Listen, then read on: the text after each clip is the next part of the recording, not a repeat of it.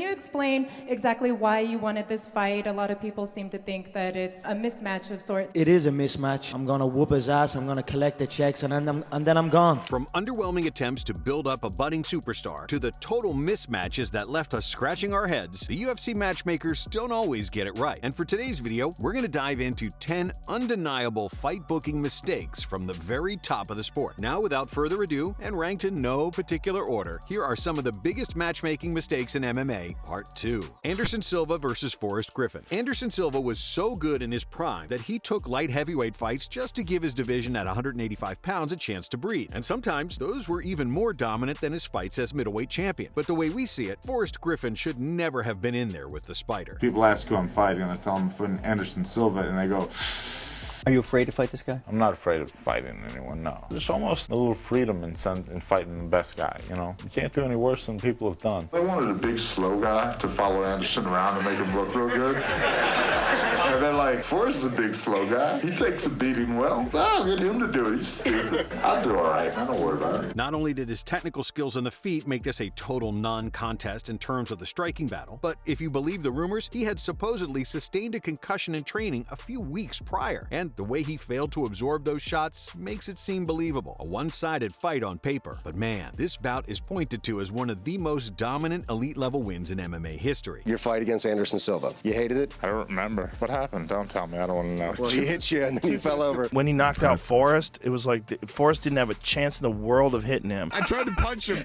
and he literally moved his head out of the way and looked at me like I was stupid for doing it. Mickey Gall versus CM Punk. CM Punk managed to do what thousands of actual fighters fail at, donning the UFC uniform and stepping out into that legendary octagon. CM Punk, welcome to the UFC. When it's all said and done, when I'm finished, everybody's going to have to respect me because I have come here to fight. Everyone's going to say you're a fake wrestler guy. You don't know how to fight. What are you doing? You're 0-0. You don't deserve to be in that octagon. What's your response? If that's your opinion, that's awesome. It's my job to change your mind. And sure, while the UFC are always going to throw all merit out the window if there's money on the table, it's hard to follow their logic in setting him up for a fight with a legitimate fighter in Mickey Gall. He has got a tough one in Mickey Gall. That kid looked phenomenal in his UFC debut, and there's going to be an uphill battle for CM Punk. You know, I'm excited to fight a superstar, man. I'm gonna beat up a superstar. You're gonna make your UFC debut this weekend in Cleveland against Mickey Gall. How are you feeling now that the fight is nearly here? I feel excited. I'm excited to beat this kid up. You know, I'm gonna force my game. We're gonna fight my fight. Whatever he goes, I'm gonna take, and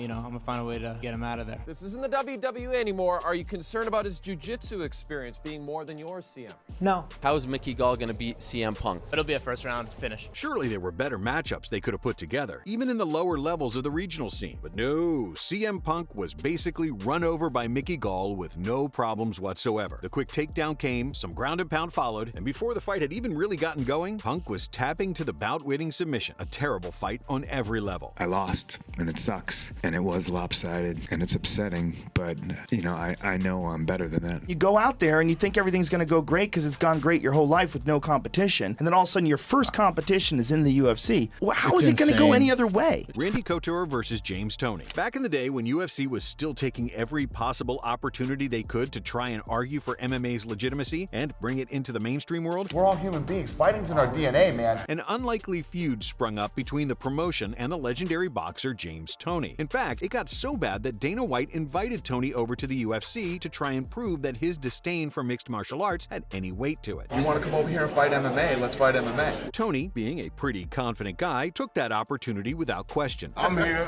We can do this. It doesn't matter. And this will be the biggest fight ever, period. James Toney wanted to fight, he's got to fight. The problem? Well, James Toney is a boxer. A talented boxer, but a one-dimensional fighter in comparison to any decent MMA fighter. And so, when Dana announced that Randy Couture would be the one to welcome Toney into the octagon, well, we all knew how this one was going to go. How much do you really know about the sport? I don't know nothing about the sport. Just tune in August 28th. Y'all find out how much I know about the sport. I'm gonna knock him out. That's what I do. I'm a banger. If he shoot at me, I'm gonna step back. He gonna get lost with uppercut or left hook. If I hit anybody on the chin, they didn't pay the electric bill and their lights is going out. I'll be ready for any and everything when the time comes. And on fight night, Couture took his opponent down with ease, beating him up before tapping him out in one of the most one-sided and totally pointless fights you will ever see. I made a mistake, paid for it. I was bad. I ain't worried about it. When this thing started happening, a lot of fans wanted to see it, so I made the fight. It's unfair to bring a guy in with one discipline. I think he just put the gloves on and got in there and just had no idea what to do when Randy got a hold of him. He was clearly untrained. Conor McGregor versus Dennis Siver. Back in 2014, Conor McGregor had already finished the number 5th ranked Dustin Poirier, putting himself in the title discussions at 145 pounds. So when the promotion decided to offer him his first U.S. headlining appearance on a Boston Fight Night card against the number 10 ranked Dennis Siver, this was one of the least subtle layups you'll ever see the promotion give a fighter. Can you explain exactly why you wanted this fight? A lot of people seem to think that it's a mismatch of sorts. It is a mismatch. I'm gonna whoop his ass. I'm gonna collect the checks, and then I'm gone. My thoughts on Dennis Siver is he's a midget German steroid head. I won't look past Dennis. I will look through him exactly where I plan on going. He doesn't deserve the opportunity. He got lucky. It's over for him now. This is it. His career is done. I will use my movement to freeze him, and then I will take his head clean off. Siver's incredibly stout physique and short reach were always going to play into Conor's hands. And sure enough, Conor basically ripped Siver to pieces in there, battering him from the opening bell before securing the second round TKO. A totally pointless side quest for the eventual champion of the division. People have a lot of questions about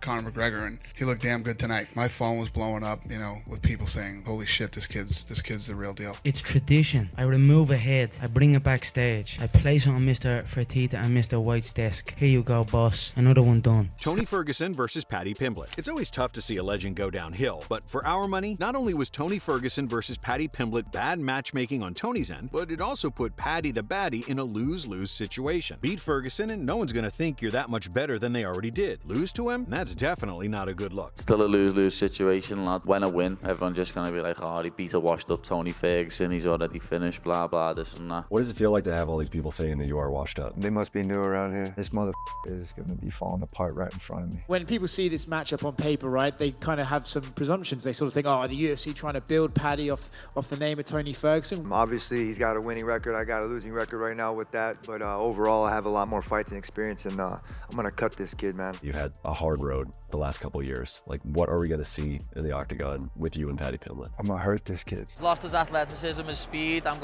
better striking, better jiu-jitsu, better wrestling. I'm gonna dominate him come tomorrow night. And when this fight actually took place, the resulting contest boiled down to a forgettable matchup that didn't do anything for either man's stock. Paddy, of course, won, but it's not like he came out of that bout convincing anyone of his merits as an elite lightweight talent. Unfortunately, Tony kind of just needs to hang up his gloves at this point. What do you do with Tony Ferguson moving forward? Because obviously he took a lot of damage in that first round, but then he tried to fight back, and I think that's what, 6-7 losses in a row now. I would love to see Tony retire. Tony tonight looked like he should retire. Lyoto Machida versus Randy Couture. We've had a few rough retirement parties to deal with in recent years, but no fighter has ever gone out on a more iconic loss than the one sustained by Randy Couture at the hands of Lyoto Machida. First of all, on paper, this bout was always going to be a horrible stylistic matchup for Randy. Machida's speed and elusive footwork were just too modern, too technical for someone like Couture to navigate. What was it about him that made you want to fight him? Just an interesting, very complex style. The guy's had a lot of trouble with him. He's very, very good at what he does. He's got this elusive, incredible style. Nobody can figure him out. He's explosive, got knockout power. It's frustrating at times, breaking it down, kind of trying to understand where he's coming from, where he throws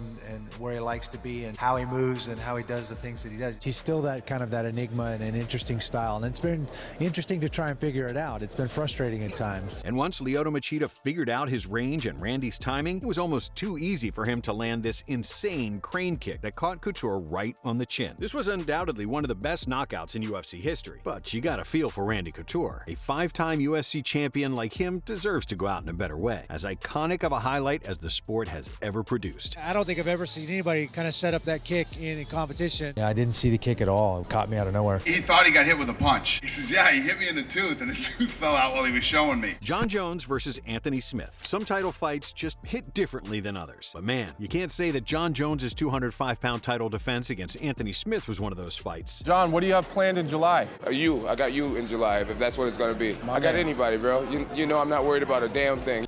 I'm ready when you are, buddy. Smith, a good fighter who had quite a lot of experience, was just never going to trouble Jones in any real area of the sport. This guy has 13 losses. If he was meant to be great, he would be great already. I understand the invincibility factor that Jon brings to the table. I understand that other people see him as unbeatable, and I just don't see it like that. Do you believe that you possess something different that he hasn't seen before? I think that I have the answer. I really do, or I wouldn't be here. A lot of people are not giving you a chance. Why should people give you a chance, do you think? I've been an underdog my whole life. He's just like everyone else. I'm going to come across the cage, and I'm going to to swing hammers until the last second ticks off the clock or until he's unconscious. I'm going to finish Jon Jones one way or the other. I'm not going to lose. Jon Jones is not going to beat me. I don't care what he does. I don't care how good he is. I don't care what anybody says. I don't care what the odds makers say. Jon Jones will not beat me on March 2nd.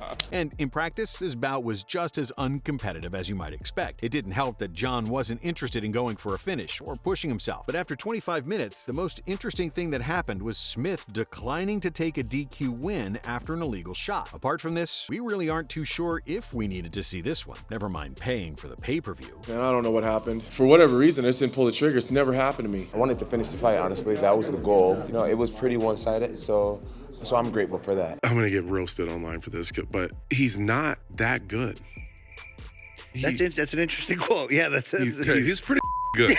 Daniel Cormier versus Patrick Cummins. Patrick Cummins talked quite a lot of trash in the lead up to his fight with Daniel Cormier, so much so that you'd be forgiven for thinking that maybe, just maybe, he had a chance of upsetting DC in his light heavyweight debut. Rashad Evans is injured, and we thought the fight would be canceled. Yeah, I actually did cancel the fight.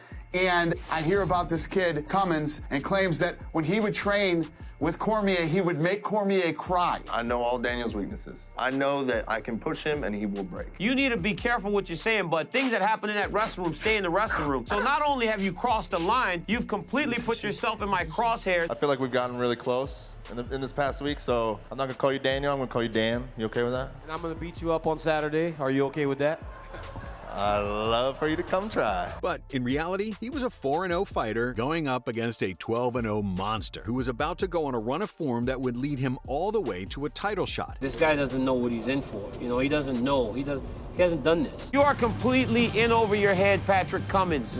Have you taken a look at the odds, and what are your thoughts on what they're giving you? I'm an underdog kind of guy, you know, that's my background, and I'm always surprising people. I know the guy pretty well, and I feel like I can exploit his weaknesses pretty easily. Patrick Cummins, to his credit, did his part in selling the fight, but when the time came to produce, this bout was exactly as one-sided as it looked on paper. Cormier took just over a minute to assert himself on the contest, finishing his opponent with total ease, and making us all wonder what the matchmakers were thinking when they booked this. It's just a very tall order for him to come in on 10 days' notice against one of the better guys in the division. Fight was intriguing. The fight was interesting. You know, these guys had competed together before. They'd wrestled, they trained. Do I regret it? No. Amanda Nunes versus Megan Anderson. When you have a champion as dominant as Amanda Nunes, finding suitable challengers can be quite tough. But even by the low standards of some of the women's bantamweight and featherweight title fights in recent years, Megan Anderson's total inability to do anything but cave under the pressure was kind of shocking. Have you seen those astronomical betting odds? The reason why the odds are so large, obviously, because of everything that Amanda accomplished. 2-division champion, recognized as the GOAT. How do you deal with that ahead of this fight? Honestly, I don't pay too much attention to it. I feel like a lot of people have a tendency to fight the name and not the person. They fight the accolade. Those accolades don't come with her. You just have to tune it out. I feel like everything she had, I know, and I will capitalize and finish the fight. I think I'm one of the best featherweights in the world. I've matched up really well with her, and I think I give her a lot of problems that she's never seen before. I feel like she's now ready to be a champion. She doesn't do anything flashy. I just hope she doesn't underestimate me, because what you've seen and what I'm capable of are very different. Look, Nunes is a remarkable talent, a fighter with amazing striking and high-level skills from top position. But it took her just 2 minutes to totally ignore all of Anderson's possible striking advantages and score the easy submission. So if anyone thought that the idea of a very tall and lanky challenger to the Lioness would make for an interesting contest, they were proven wrong. Pretty dominant. I don't even think you got touched in there at all. So I got to ask, I mean, how happy are you with a performance like that tonight? Very happy. What did you think about Amanda this evening? She's incredible. She's incredible, and tonight was an easy night for her. Max Holloway versus Chan Sung Jung. This is a classic example of how not to book a soon-to-be retired legend. After receiving a one-sided beating against the featherweight champion Alexander Volkanovski, the Korean Zombie did not need to be sent into retirement by the number 2 of the division, Max Holloway. Max Holloway versus Chan Sung Jung. God, I bet Max is gonna be a heavy favorite in that fight. I thought Volk broke the Korean Zombie last time. It just looked bad at the end. I have a strong suspicion that Max Holloway is going to absolutely embarrass and destroy the Korean Zombie. This is madness. This is not a regular matchup. He is done. He's washed. He no longer has his chin. Sure, it was a big fight for him, and he did reasonably well on fight night, but Max is not a power puncher, and the fact that he left Jung with a concussive blow tells you everything you needed to know about where Zombie's durability was at. A great walkout and a fun fight, but did we really need to see this exact pairing? I don't think so. It didn't go the way that he wanted or his fans wanted, but I got nothing but love for Korean Zombie, 100%. As always, if you guys enjoy the video, please be sure to let us know by leaving a like and hitting that subscribe button so you don't miss a thing. Thanks so much for watching, and we'll see you in the next one.